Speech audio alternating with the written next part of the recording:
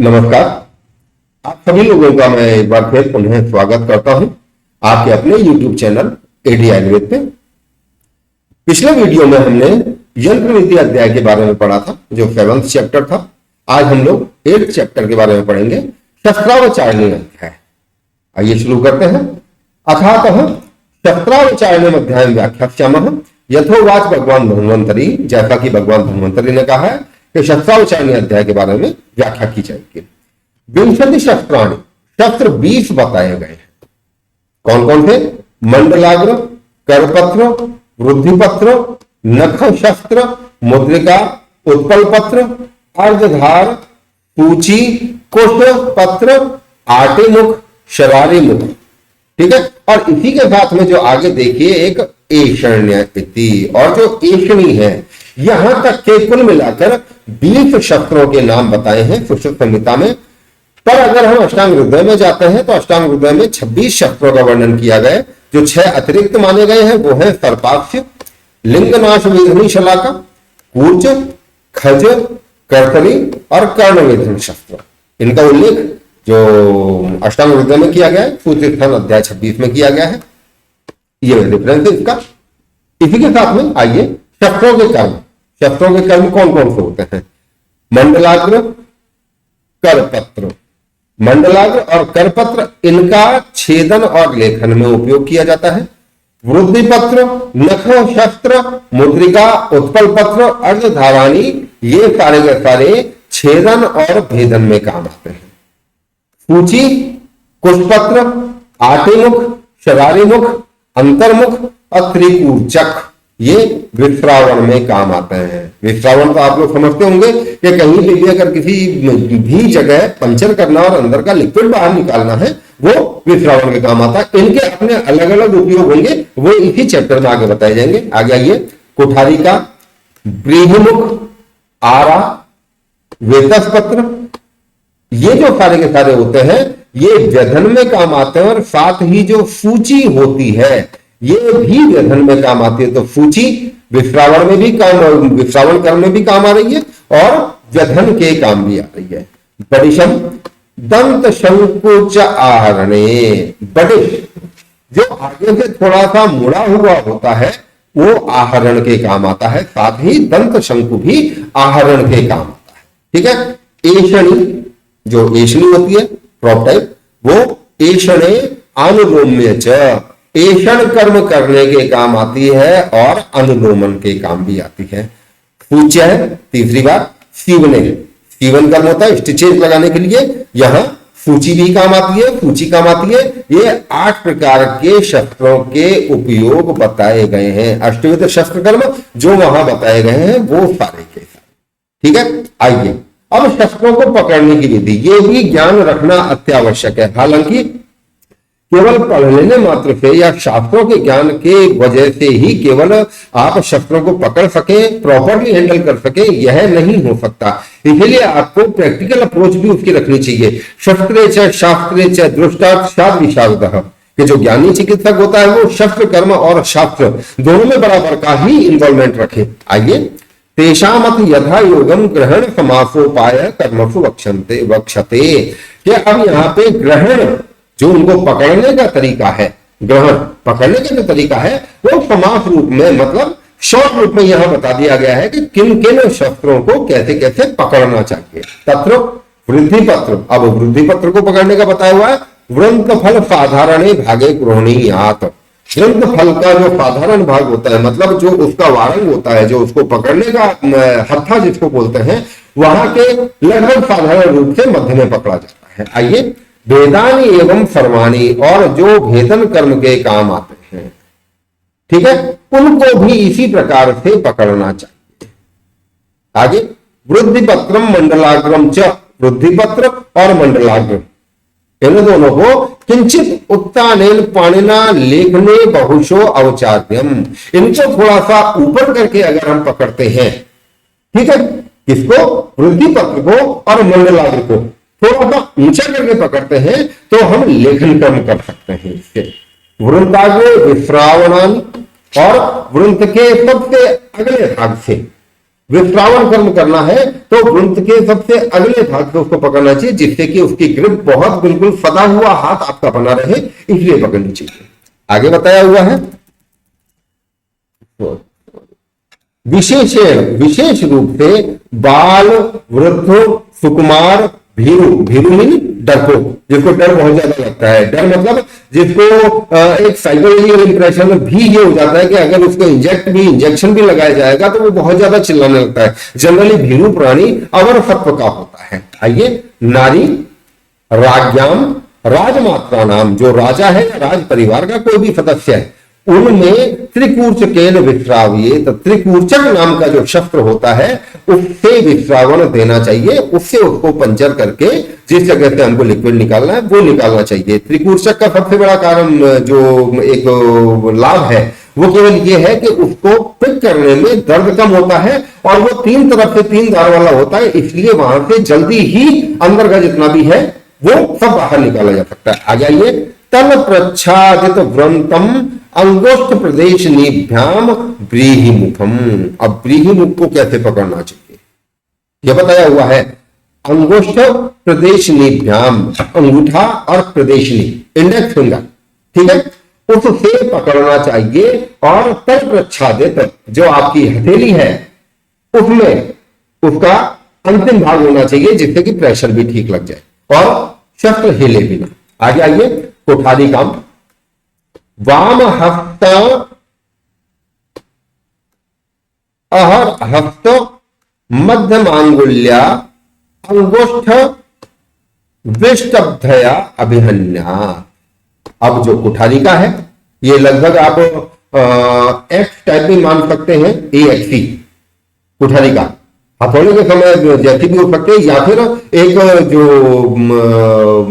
एक ठोकने का होता है, पर्टिकुलर नाम मुझे याद नहीं आ रहा, उस तरीके का भी रह सकता है। तो क्या करना चाहिए, कुठारिका का उपयोग करने के लिए हमें क्या करना चाहिए, वाम हस्त न्यस्त, वाम हाथ में, बाएं हाथ में पकड़ना चाहिए और इतर हस्त, बाएं हाथ में पकड़ा, इतर हस्त जो बाएं हाथ के अलावा है, मतलब राइट हैंड, उसकी मध्यमा अंगुल्या अंगुष्ठ, उसकी जो मध्यमा अंगुली है, ठीक है, जो अंगूठा है, उससे आघात करना चाहिए।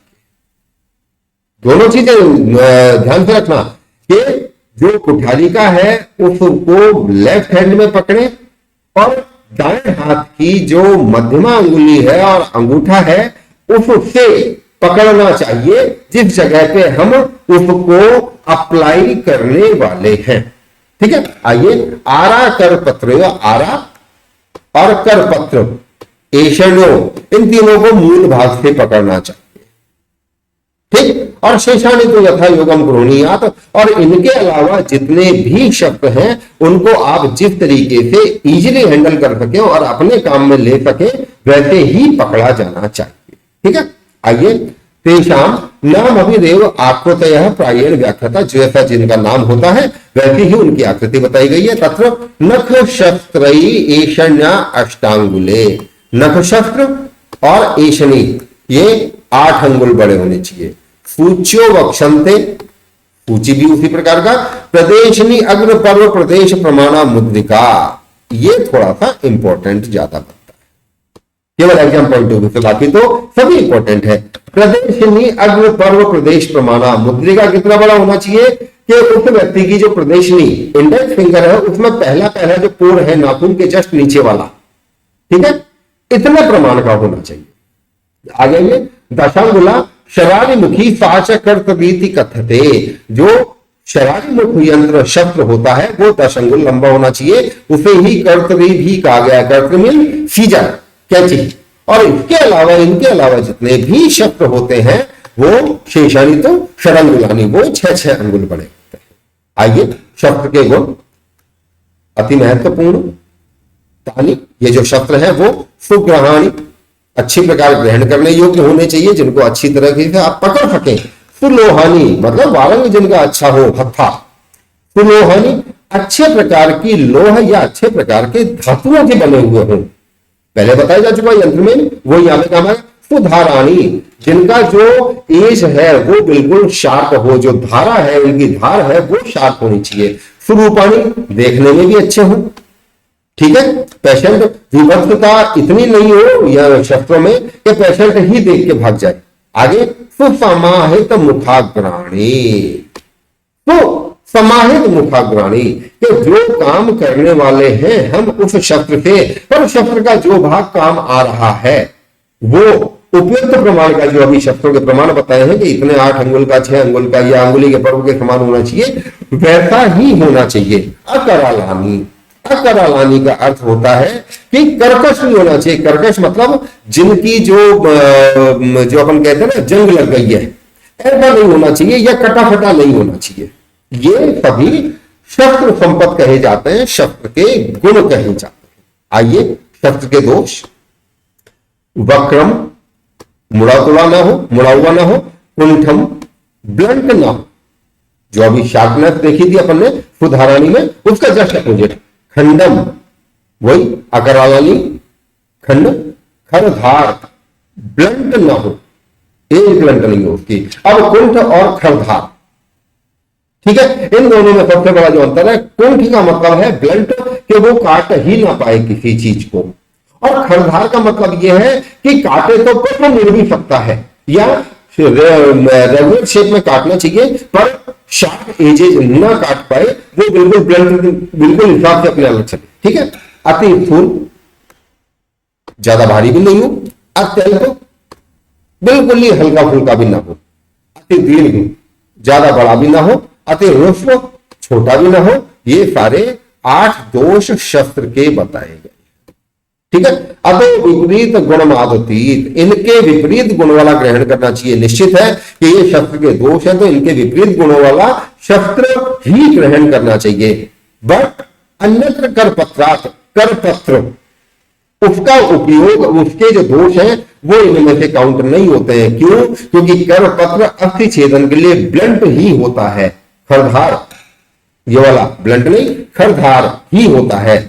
खरधारम अस्थि छेदनार्थम, छेदनार्थम, क्योंकि हड्डियों को काटना होता है इसलिए। अब करपत्र का मतलब है हाथ के समान, कैसे? हथेली है पर इसमें चूंकि उंगलियां भी हैं तो ये अंगुलियों के समान उसमें डेंचर भी होने चाहिए, ठीक है। बिल्कुल प्लेन नहीं होगा, इस तरीके से दंतुर होना चाहिए। आयुर्वेद की भाषा में बात करें तो वो ये सभी शब्द के दोष बताए हैं करपत्र को छोड़ के। आइए तत्र धारा, उनके जो शार्पनेस है वो कैसी कैसी होनी चाहिए, किस किस चीज के लिए, कर्म के लिए। भेदना नाम माफूरी, भेदन कर्म के लिए माफूरी धारा होनी चाहिए, शार्पनेस माफूर के समान होनी चाहिए, मफूर, ठीक है। लेखना नाम अर्धमाफूरी, अगर लेखन कर्म करना है तो उनकी धारा अर्धमाफूरी के समान होनी चाहिए। समान मतलब उतने ही प्रमाण की, उतनी ही होनी चाहिए। वेदना नाम वेदन कर्म करना है या फिर विश्रावणा नाम विश्रावण कर्म करना है या वेदन कर्म करना है तो उसकी मात्रा कैशिकी प्रमाण की होगी, एक बाल की नोक के समान। और छेदना नाम अर्ध कैशिकी, और छेदन कर्म करना है तो जो शार्पनेस होगी वो केश के आधे हिस्से के समान होगी। वेधन और विश्रावण करना है तो केश का जो अग्रभाग होता है उतनी होगी, और छेदन करना है तो केश का जो अग्रभाग है उसको बीच में से आधा कर दिया जाए, उतना पतला होना चाहिए, उतना शार्प होना चाहिए, ठीक है। केवल धारा की बात कर रहे हैं, आगे के हिस्से की बात की जा रही है यहाँ पे। आइए अष्टांग संग्रह में शस्त्रों की धार के संदर्भ में कहा गया है धारा पुनः छेदना नाम माफूरी, छेदन कर्म करना है, ये इंपॉर्टेंट है, ये कई बार कंपैरिजन आ जाता है। छेदना नाम माफूरी, लेखना नाम अर्धमाफूरी, वेधना नाम विश्रावण नाम च कैशिकी, वेधन और विश्रावण करना है तो कैशिकी मात्रा, ठीक है। इसी के साथ में आप रेफरेंस देखना चाहें तो वहां देख सकते हैं।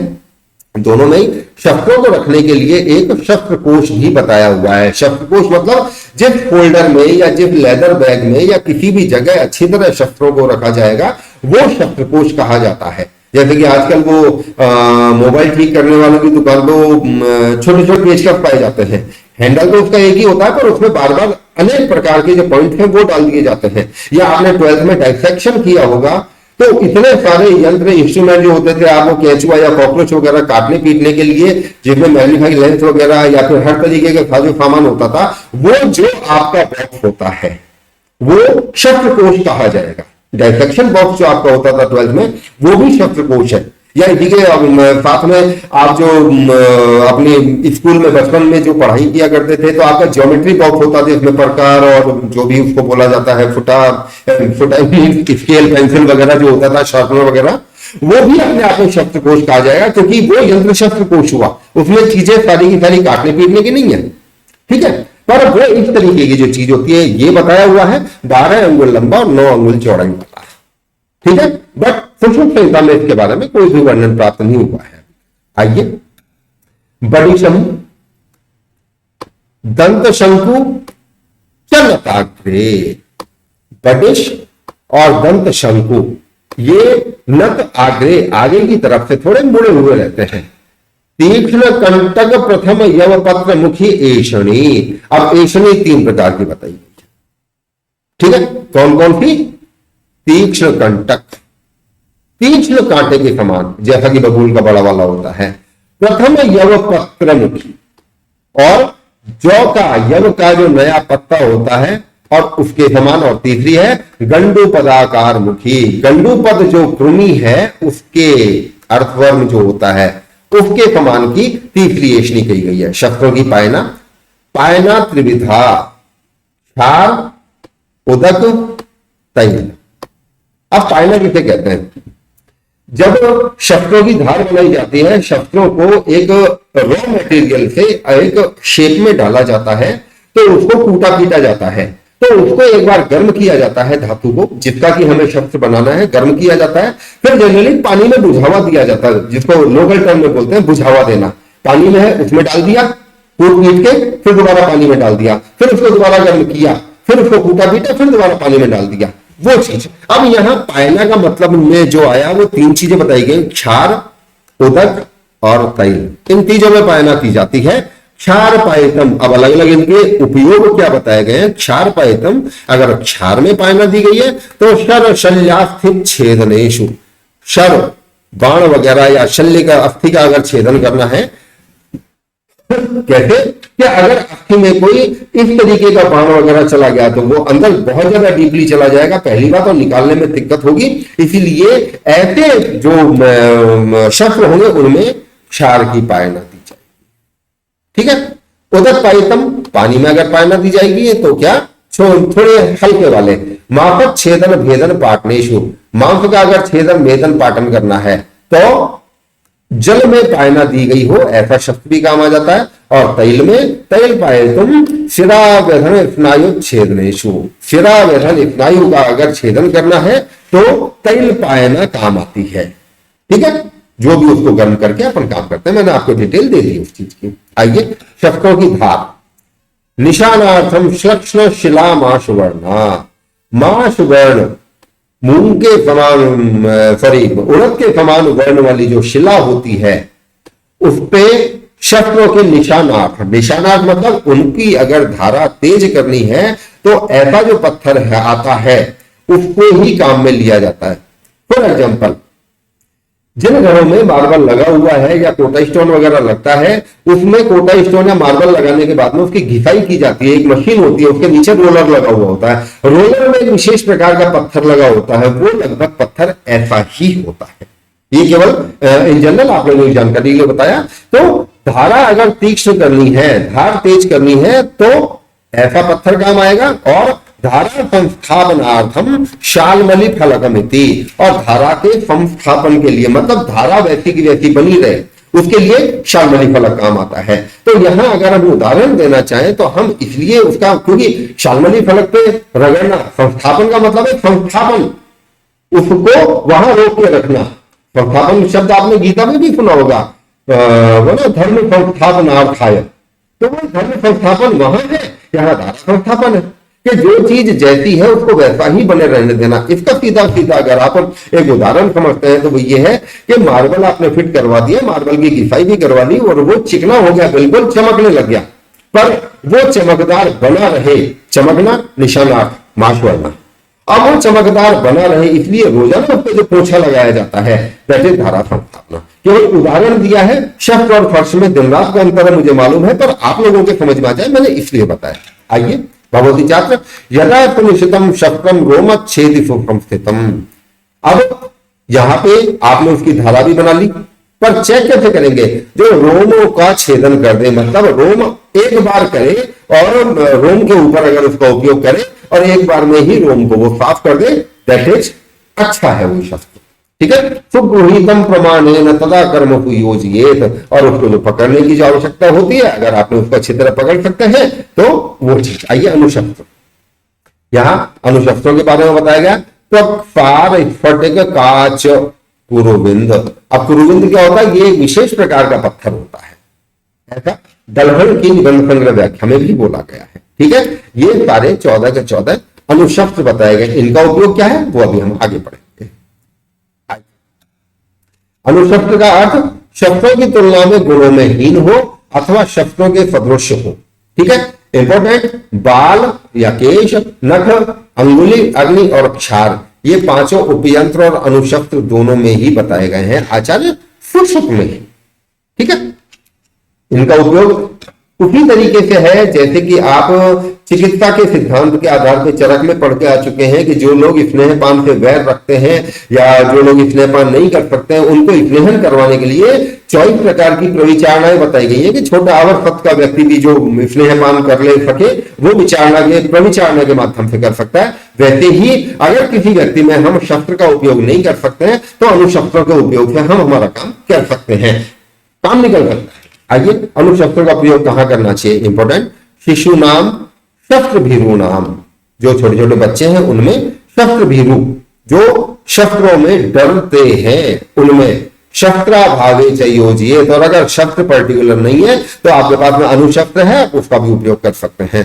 त्वक्सार आदि चतुर्वर्गम, त्वक्सार आदि जो 4 बताए गए हैं उनका उपयोग छेद्य भेद्य च बुद्धिमान चिकित्सक त्वक्सार आदि जो 4 बताए गए हैं उनका छेदन और भेदन में उपयोग कर सकते हैं। तो त्वक्सार आदि 4 कौन थे? ये रहे, त्वक्सार, स्फटिक, काच और कुरुविंद, ये चारों अनुशस्त्र छेदन और भेदन इनमें काम आते हैं। आहार्य छेद भेद्येषु नखम शक्येषु योजिएत, और आहरण, छेदन और भेदन इनमें नाखून का उपयोग करना चाहिए, जैसा भी आप कर सकते हैं। ठीक है ना, आगे आइए। विधि प्रवक्षते पश्चात क्षार वहनी जलौकसाम, और सारे कर्म हो जाए उसके बाद में क्षार वहनी जलौका इनका उपयोग करना चाहिए, जिनका उल्लेख हम बाद के चैप्टर्स में करेंगे आगे से आगे जब चलते जाएंगे। आइए, मुखगता रोगा नेत्र वर्त्म गताश्च ये गोजी शैफालिका शाक पत्र विश्रावये तुतान। ठीक है, मुख रोगों में, वर्तगत रोगों में अगर विश्रावण कर्म करना है, कहा है विश्रावये तुतान, इनका उपयोग करना चाहिए। इनका गोजिह्वा का, शैफालिका पत्र और शाक पत्र। शाक पत्र सागवान पत्र। क्यों? आप लोग कभी अगर इनके पत्तों को देखेंगे तो ये रोमश होते हैं, थोड़ी हार्डनेस होती है, लेखन कर्म भी इनसे कर सकते हैं। विश्रावण, यहां विश्रावण के लिए, बच्चों के विश्रावण के लिए या जो शस्त्र भीरु है उनके विश्रावण के लिए, उनके लिए बताया गया है। ठीक है, ऐषणीय लाभे तु, अगर ऐश कर्म करना, ऐषण कर्म करना है और ऐषणी का उपयोग नहीं कर पा रहे हैं, लाभ नहीं मिल रहा है, तो बाल अंगुल्य अंकुराहिता, तो बाल, अंगुली और अंकुर का उपयोग कर सकते हैं। शस्त्रों का निर्माण, शस्त्राणि एतानि मतिमान, बुद्धिमान व्यक्ति को चाहिए शुद्ध शैक्याय फायनितु, शुद्ध और शैक्य। ठीक है, शैक्य प्योर जो मेटल होता है उसका उपयोग करना चाहिए।